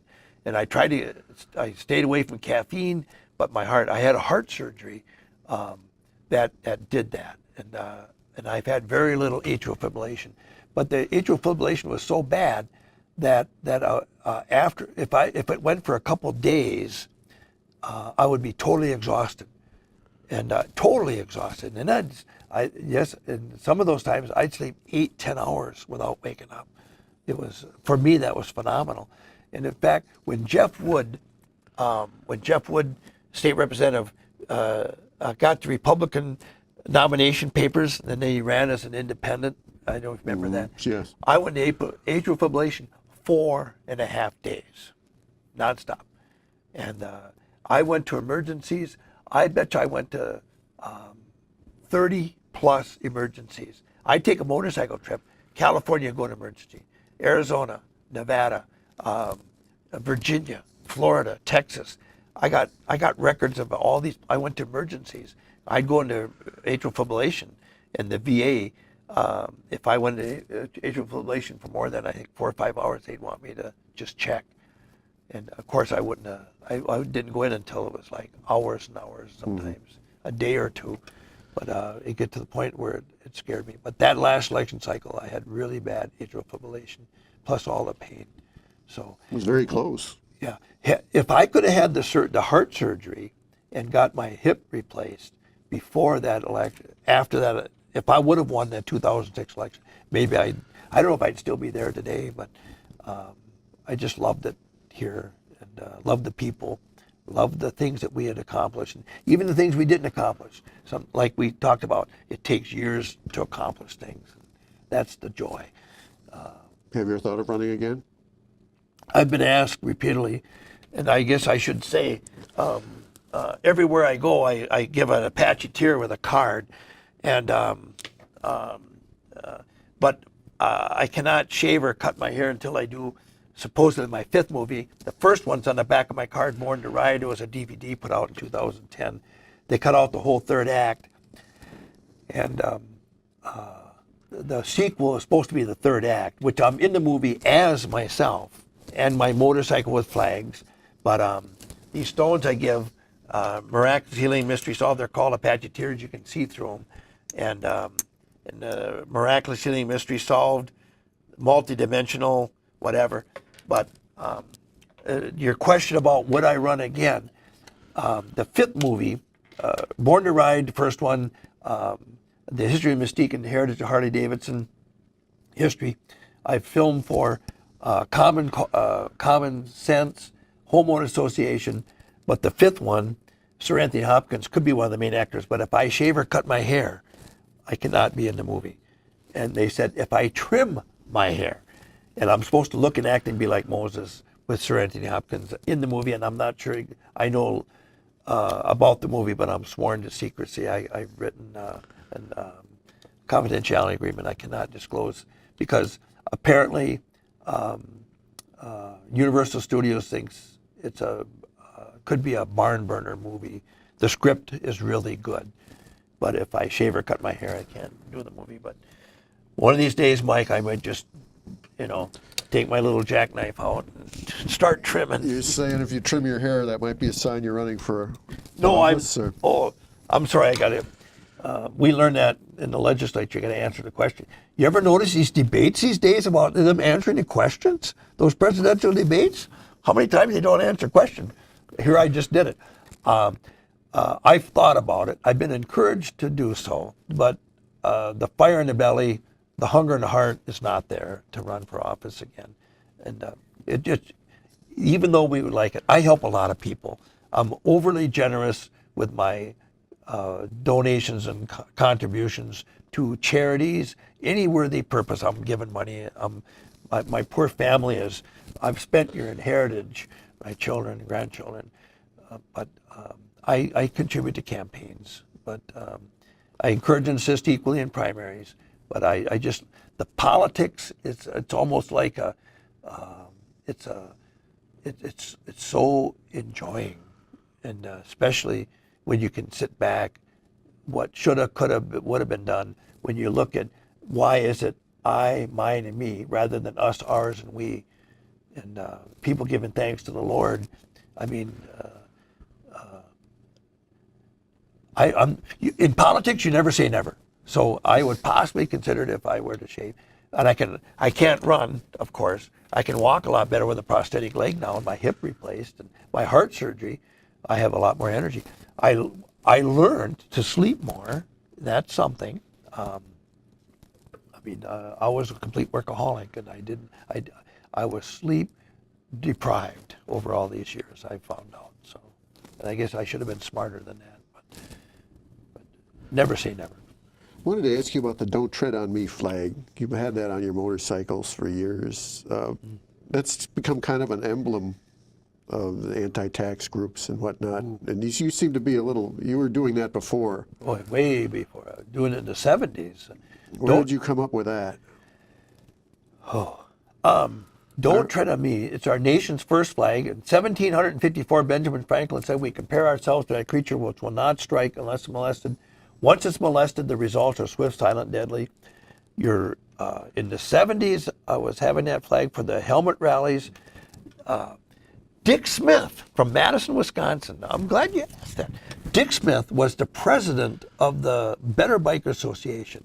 He flew Don't Tread on Me flag, and I guess I got it from him, that I flew it in motorcycle, but invariably I have that flag on, and of course it's a flag, that Don't Tread on Me, on all the United States naval ships in international waters after 9/11 are authorized and fly that flag on our in international waters, United States naval ships. But I believe in that flag. It's anti-government, it's anti-Big Brother, it's fierce independence, it's rugged individualism.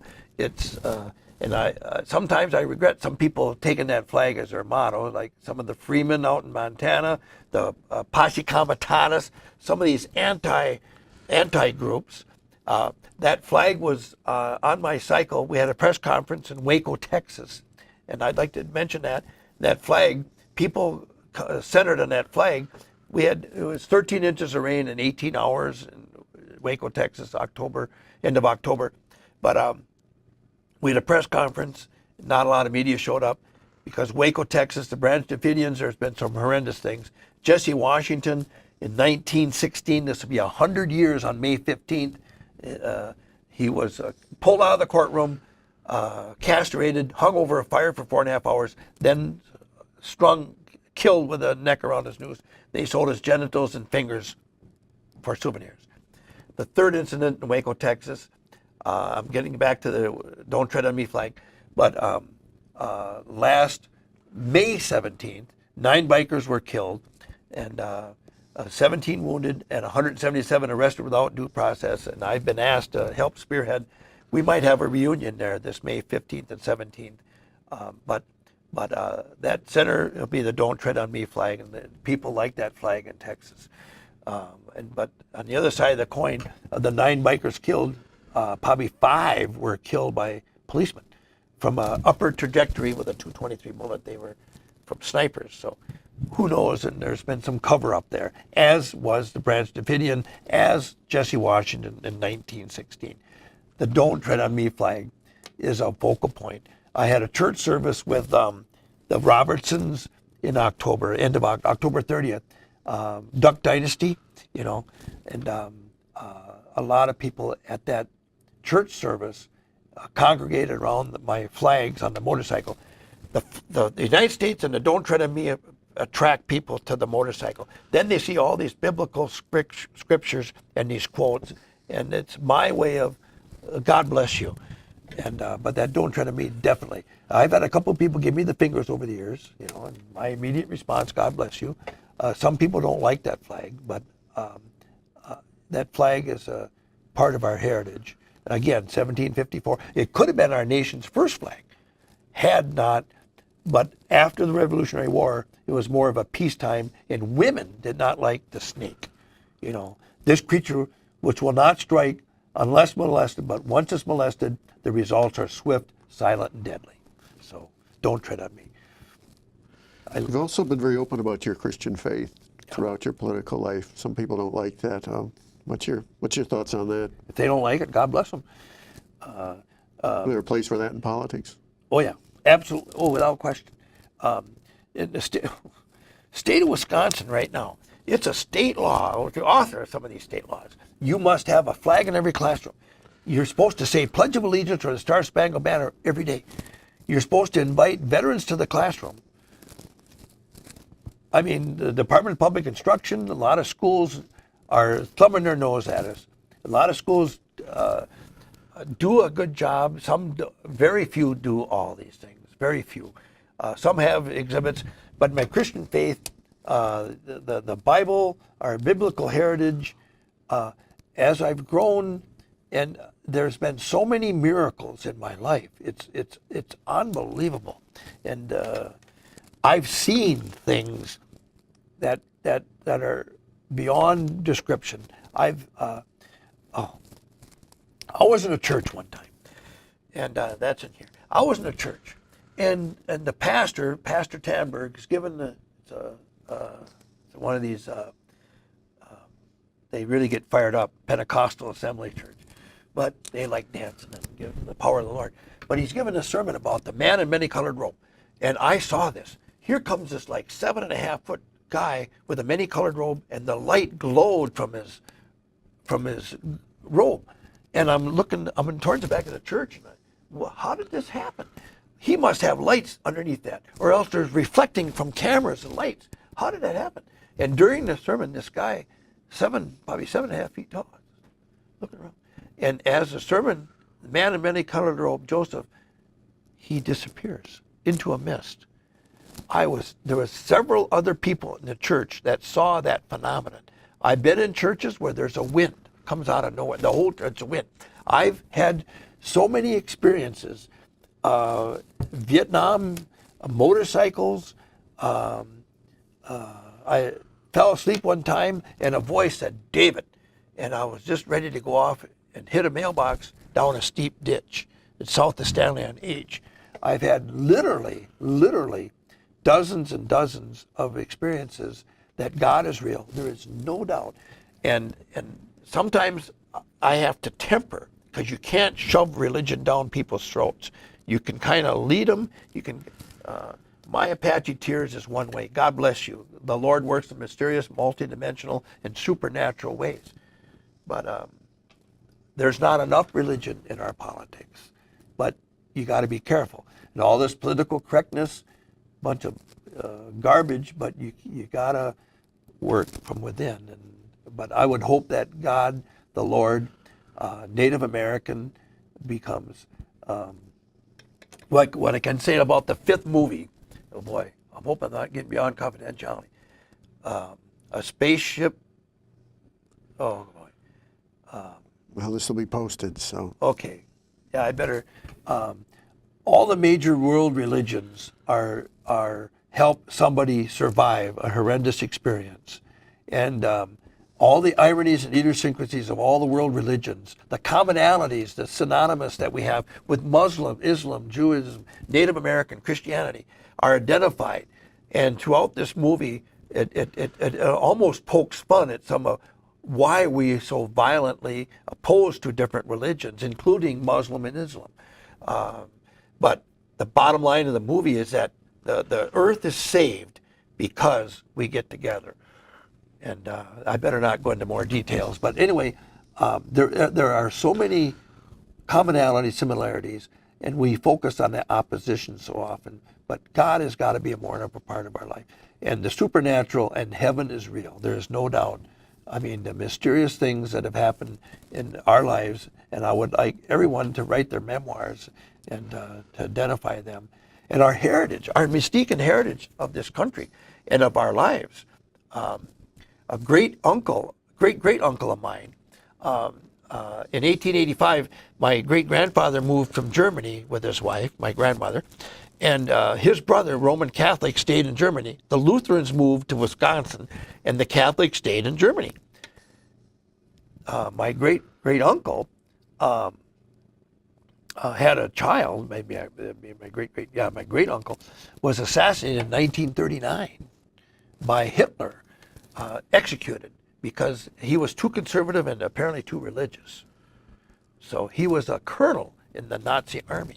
So but every one of us has this heritage and this that we should identify. We should be going back and I would guess every single person has that. And whether you know it or not, like it or not, you have a heritage back to the Revolutionary War. And what if it is Europe? What if it is Africa? What if it is Asia? What if it is American, Native American, even the Native Americans? I mean, where'd they come from? Russia over the Isthmus or the Pacific Islands? I don't know. So that's just something important. God is a part of our life. The Lord, higher power, should be a bigger part of our life. Looking back on your service in the Senate and Assembly, who are some of the most memorable people? Memorable people? Yeah. Oh my gosh. Oh my gosh. Oh my gosh.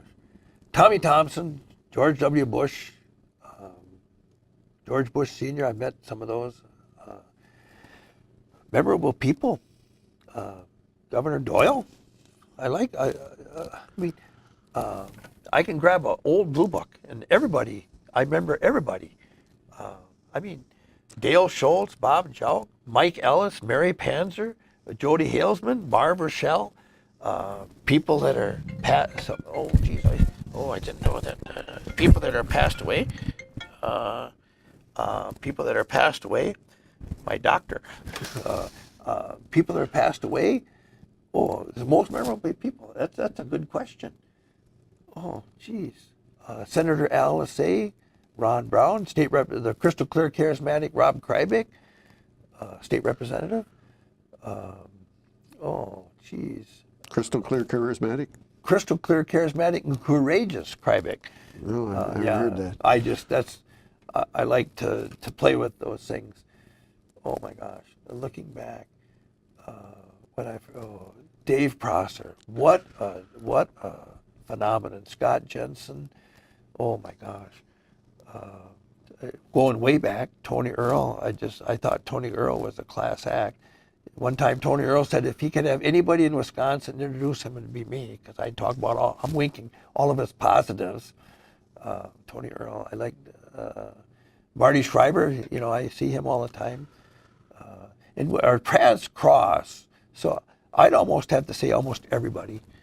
And I hope that's not too political. No, that's your answer. That's your No, answer. because even Bob Jouk and I had our differences. Chuck Qualla. He stopped the Stanley prison from opening for 2 years and 4 months. And then they didn't even turn up the heat, so then it deteriorated faster. God bless them all. I just liked everybody. There's no one that I disliked in this legislature, even though we might have had some fur go up in the back of our neck and feathers fly. God bless them all. It was just, when you look at the overall big picture, we're only here for a short time to do our best, to say our best, and it's a legacy that we leave behind, the lessons that we've learned. We're living a legend. You're living a legend right now. The most beautiful capital of all 50 states, by far, the third largest overall dome in the world, largest granite dome in the world, as I understand it, according to Dan Steffens, allowing us the privilege and the honor to serve here for a short time. My term was 18 years.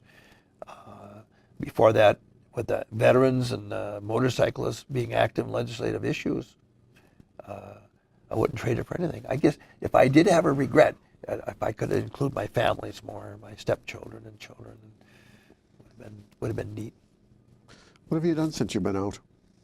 Are you retired? No. In many ways, Mike, I'm probably busier now than ever. In many ways. I got half dozen binders of just things. Since you gave me a call a few weeks ago, I've been collecting things and trying to get them together, but oh my gosh. On the way up here, this Vietnam vet, 43 years, would not apply for service-connected disability. Finally got him to do it. Now he's got terminal cancer. They told him in September he's got 3 to 5 months to live. And I put it in writing. But I help a lot of veterans, a lot of people. My phone rings, honestly, several times a day, sometimes from people I don't know, wanting to know. I got something I'm going to drop off at the Attorney General's office when I leave here that I got to drop off, and about some issues going on. Land, real estate, people call me about different issues, helping out with this. If people they come up with a concern, I don't have the staff now, like I did when I was a senator or a state representative, but put it in writing, let me look at it. When I got back, I got 2 tonight that I got to look at, for example. Different cases that I'll give my ideas, and give them guidance on what to do, how to do it, where to go, who to contact. Then sometimes I'll write a cover letter. And people want me to help with their felonies. Of course, Scott Walker's not gubernatorial pardons. And I'm a fanatic on everybody ought to be ordering their military, medical, and personnel records if they're a veteran, everybody. And updated ribbons and medals. If you had a grandfather back to the Civil War, World War I, Spanish-American War, grandmother in the military, you can get an extra set of ribbons and medals, updated. There's more than what's on their discharge paper, plus their medical and personnel records. You can get that. And before World War I, they'll probably charge you $0.10 a copy for the copies, big deal. 20 copies, $2. But everybody should be doing that. So I do a lot of that. Public speaking, I got to go to Atlantic City in May, Waco, Texas, May 15th, 16th, 17th, if that turns out. I got California to go to. I'm a speaker at the Iron Butt Association rally, March 11th, I think. I got to be there. So, but we're spearheading. Gary Wetzel, Congressional Medal of Honor recipient. Mm-hmm. He's going to be inducted in the Sturgis Motorcycle Museum and Hall of Fame. I wrote the nomination letter for him. Vicki Sanfilippo, we're trying to get her into American Motorcycle Association Hall of Fame. So I spearhead a lot of those efforts and get other people to write letters of support, nomination. People, I'm winking at you, a couple people running for office. I'm encouraging that they get an award from the American Federation of Police, police chiefs, the Law Enforcement Alliance of America, and different, I spearhead a lot of, I'm very busy on a daily basis. Unless like last summer, if I go up to Alaska, I did Four Corners, United States, and went up to Alaska, blew an engine in by Fairbanks. I was 2 weeks. And I stayed in my motel room because I wore a hole in my leg, too much friction, walking too much. So I had to stay in my motel room till the open wound healed.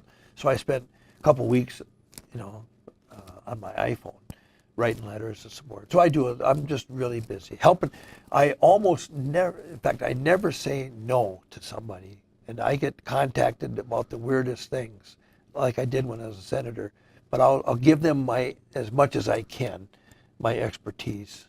But I don't, like I said, I can't write letters. My mom does a lot of my typing, and I'm not really good on a computer.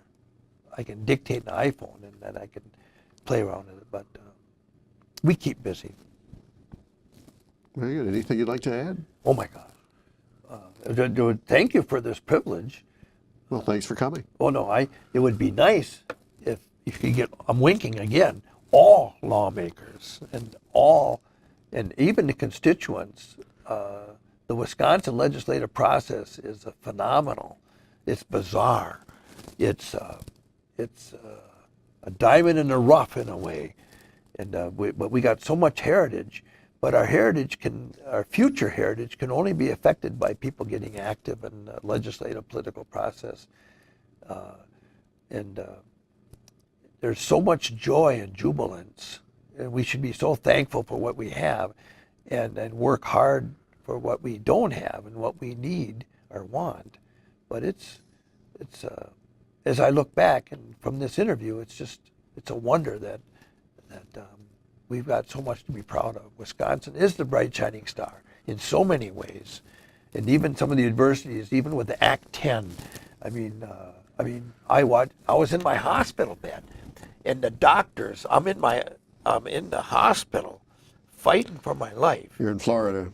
Florida, 6 major surgeries, and I got a Tommy Thompson call, Scott Walker call, Dan Steffens call, Tony Sanfilippo call. I'm watching TV, every major network about Act 10, and they're, according to them, destroying the Capitol and horrendous marches. And in this Capitol, I have a personal affinity. I love this Capitol. I mean, I could tell you stories. But they ordered me not to watch Fox News. And then, because my heart went out, atrial fibrillation, in the hospital, all that antibiotics, all those blood transfusions, and the emergency hip surgery, the amputating the leg, the hand, the eye, and supposedly I didn't have head injuries, traumatic brain injuries. They couldn't figure that out. Some people might disagree with that, but I mean, I'm alive, but I got so wrapped up. I got to switch gears just a real bit. When I first was state representative, you'll like this, but I'm in the basement, and all down these chutes, they used to throw all away their old blue books. They're old blue books. And there were like 30, 40, 50-year-old blue books. There was antiques and relics. And I mean, I'd take them, and even if they were only 4 or 5 years, this is 1989. Okay, if they're 4 or 5 years old, 8, 10 years old, I'd take them home. I'd go to meetings, and I always delivered blue books. I very rarely sent them in the mail. And I signed every blue book, every map. I signed them.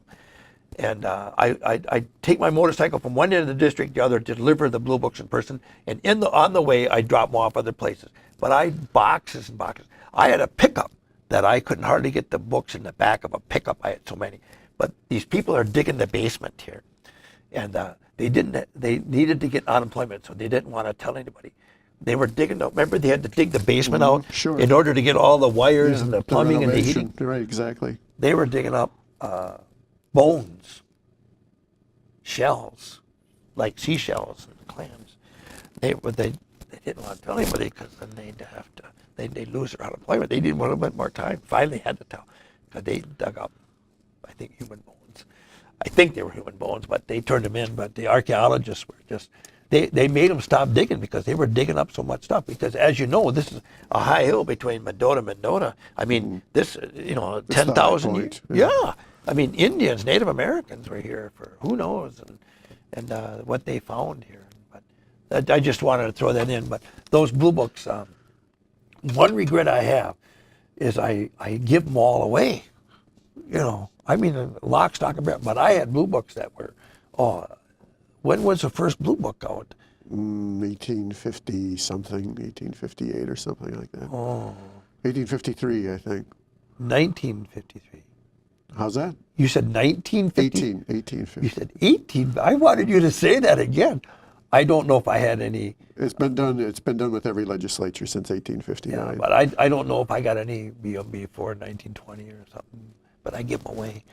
Yeah. I should never have done that, But I guess one person's treasure, one person's garbage is another person's treasure. But I guess getting back, we have such a proud heritage. Last point is that we share the spiritual transcendence with all those that have ever lived, loved, honored, and cherished freedom. And we're all interconnected. Every breath of air, we're inhaling oxygen, which nourishes every cell. And exhaling carbon dioxide cleanses every cell in our body. But that's all. We're all as one. And with God's Holy Spirit, God bless you. Hey, thanks, Mike. Thanks for coming, Senator. Wow.